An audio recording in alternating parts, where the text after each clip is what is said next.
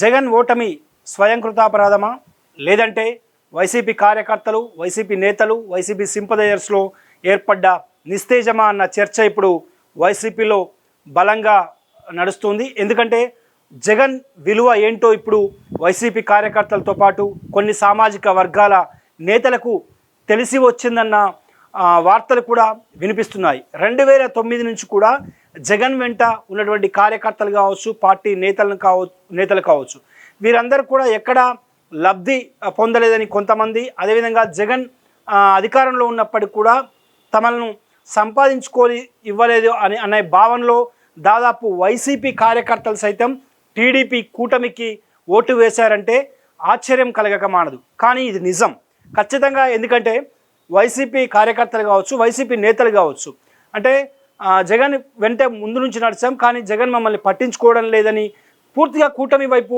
మొగ్గారు. దానికి కారణం తమ విలువ ఏంటి అనేది వైసీపీ అధినేతకు తెలియాలని వాళ్ళు చేసినటువంటి సందర్భాన్ని చూసాం.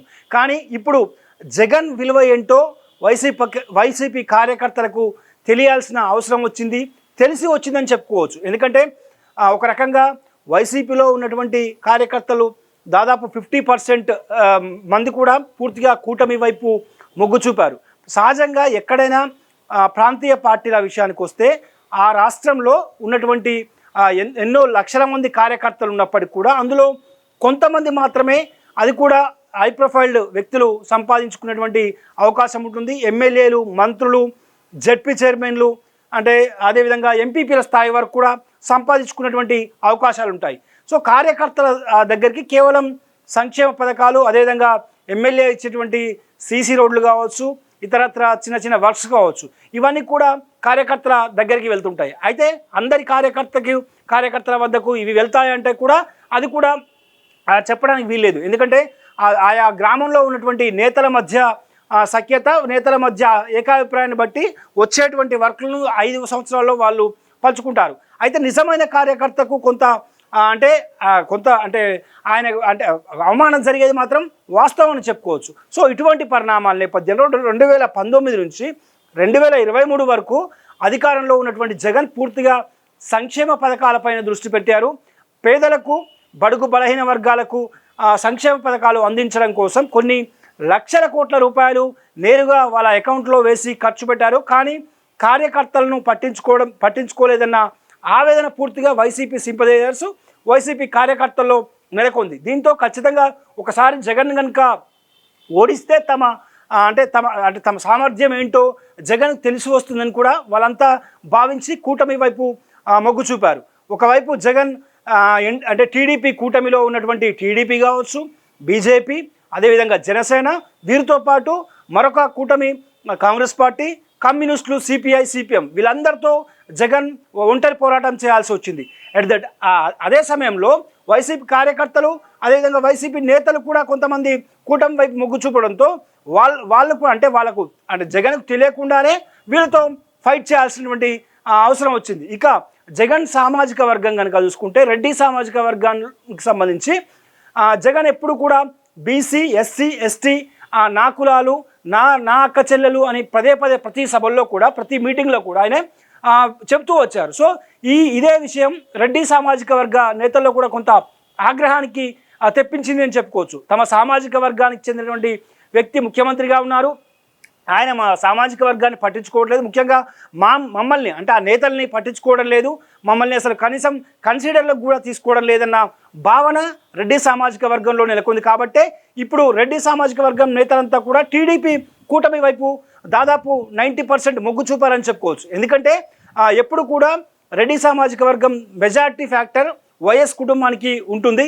తెలంగాణలో కాంగ్రెస్ పార్టీకి కావచ్చు, అక్కడ వైఎస్ఆర్ కాంగ్రెస్ పార్టీ అధినేత జగన్కి కావచ్చు, మేజర్ ఫ్యాక్టర్ వాళ్ళకే ఉంటుంది. సో వాళ్ళు కూడా ఇప్పుడు జగన్కు దూరం అయ్యారని చెప్పుకోవచ్చు. అయితే జగన్కు తమ విలువ తెలిసి వచ్చేలా చేయాలన్న వాళ్ళు ఏదైతే అనుకున్నారో అది ఇప్పుడు బెడిసి కొట్టిందనే చెప్పుకోవచ్చు. ఎందుకంటే ఏ పార్టీలోనైనా సరే లబ్ధిదారులు చాలా తక్కువ మంది ఉంటారు. పార్టీ కార్యకర్తలైనా సరే, పార్టీకి హార్డ్ కోర్ కార్యకర్తలైనా, పార్టీ సింపథైజర్స్ అయినా, పార్టీ నేతలైనా లబ్ధిదారులు చాలా తక్కువ మంది ఉంటారు. పార్టీకి లాయల్గా పనిచేసే వాళ్ళు కొంతమంది ఉంటారు. ఇక మంత్రులు అదేవిధంగా ఎమ్మెల్యేలు జడ్పీ చైర్మన్లు ఎంపీపీలకు వీళ్ళ పార్టీ నేతలకు కార్యకర్తలకు ఇచ్చేటువంటి ఫండ్స్ వేరే రకంగా గ్రామాల్లో అదేవిధంగా పట్టణాల్లో వేరే రకంగా ఉంటాయి. సో ఇటువంటి పరిణామాల నేపథ్యంలో కేవలం రెండు పార్టీలకు భారతీయ జనతా పార్టీ అదేవిధంగా కమ్యూనిస్టులకు మాత్రం కార్యకర్తలు చాలా అంటే సింపథైజర్స్ కావచ్చు కార్యకర్తలు కావచ్చు చాలా దృఢంగా వాళ్ళకు అంటే ఆ పార్టీ సిద్ధాంతాలకు కట్టుబడి ఉంటారు. వాళ్ళకు లబ్ధి పొందకపోయినా కమ్యూనిస్టులు వాళ్ళ పోరాటాన్ని కొనసాగిస్తుంటారు. కమ్యూనిస్ట్ పార్టీకి వాళ్ళు మద్దతుగా నిలుస్తూ ఉంటారు. ప్రజల పక్షాన పోరాడుతూనే ఉంటారు. అదేవిధంగా బీజేపీ సంఘ్ పరివార్ సిద్ధాంతాలు నమ్ముకునే వాళ్ళు బీజేపీకి ఖచ్చితంగా అడాప్ట్ అయ్యి ఉంటారు. సో వాళ్ళకు లబ్ధి పొందకున్నా వాళ్ళు అడాప్ట్ అయి ఉంటారు. కానీ ప్రాంతీయ పార్టీల విషయానికి వచ్చేసరికి ప్రాంతీయ పార్టీలో ముఖ్యంగా ప్రతి ఒక్కరు కూడా తమ లబ్ధి పొందాలని కోరుకుంటారు. సో ఇటువంటి తరుణంలో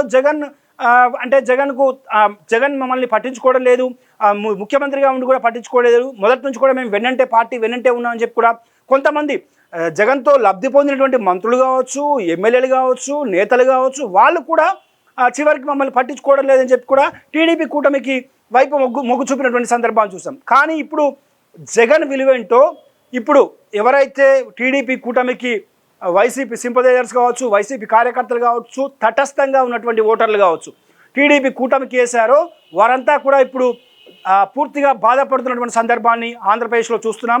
జగన్ విలువ ఏంటో వాళ్లకు తెలిసి వచ్చిందని చెప్పుకోవచ్చు. ఎందుకంటే ఎన్నికల నాటి నుంచి కూడా అంటే పోలింగ్ నాటి నుంచి కూడా మాచర్ల ఘటనలు మొదలు పెడితే రాష్ట్ర వ్యాప్తంగా కూడా యథేచ్ఛగా దాడులు హత్యలు హత్యాయత్నాలు భూ కబ్జాలు అంటే అదేవిధంగా ప్రభుత్వ ఆస్తుల ధ్వంసం ప్రైవేటు ఆస్తుల ధ్వంసం ఇళ్లలోకి వెళ్ళి కార్యకర్తలను కొట్టడం సామాన్య ప్రజలపై హింసించడం ఇవన్నీ కూడా ఇప్పుడు వీటన్నిటి కూడా ఫేస్ చేయాలంటే మళ్ళీ జగన్మోహన్ రెడ్డి ఆ కార్యకర్తలకు కావచ్చు ఆ టీడీపీ కూటమికి ఓటు వేసినటువంటి వారికి జగన్మోహన్ రెడ్డి మాత్రమే ఇప్పుడు ఎదురుగా కనపడుతున్నాడు.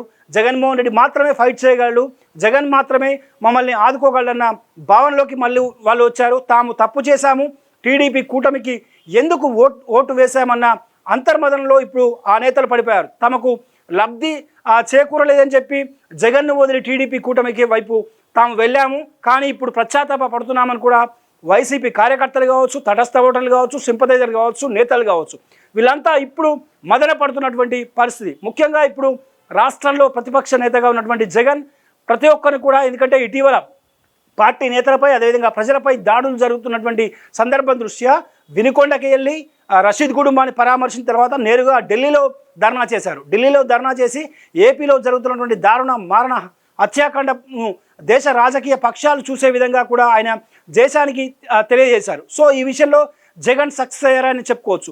ఇప్పుడైతే ఎవరైతే ఏ సామాజిక వర్గాలు ఎవరైతే జగన్ను దూరం చేసుకున్నాయో వాళ్ళంతా కూడా ఇప్పుడు జగన్ విలువ తమకు తెలిసి వచ్చిందనేటువంటి భావనలో ఉన్నారు. ఫ్యూచర్లో కూడా జగన్ అంటే ప్రజల కోసం ఫైట్ చేస్తారని కూడా ప్రకటించారు. ఇటీవల ఢిల్లీ ధర్నాలోనే ఒక జాతీయ మీడియా ఛానల్కి ఇచ్చిన ఇంటర్వ్యూలో చెప్పుకొస్తూ చంపేస్తే నన్ను చంపేయండి తప్ప ప్రజల జోలికి వెళ్ళొద్దు, నా కార్యకర్తల జోలికి వెళ్ళొద్దు అని కూడా ఆయన మాట ఇచ్చినటువంటి సందర్భాన్ని చూసాం.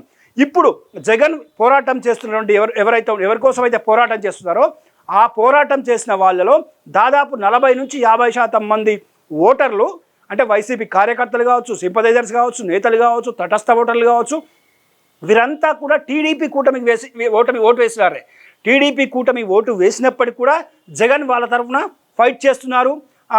మరోవైపు తనకు ఓటేసినటువంటి వాళ్ళని కూడా కాపాడుకునే విధంగా జగన్ కార్యాచరణ రూపొందించారు. సో మొత్తం మీద చూసుకుంటే మాత్రం ఏపీ పొలిటికల్ సర్కిల్లో ఇప్పుడు తాము తప్పు చేశామన్నటువంటి భావనలో కొన్ని వర్గాలు అంటే జగన్కు ఓటు వేయనటువంటి వైసీపీ కార్యకర్తల్లో అదేవిధంగా వైసీపీ నేతల్లో రెడ్డి సామాజిక వర్గంలో నెలకొంది. జగన్ విలువేంటో తెలిసిపోయిందని కూడా రాజకీయ వర్గాల్లో చర్చ నడుస్తున్నటువంటి నేపథ్యం ప్రస్తుతం కనిపిస్తుంది.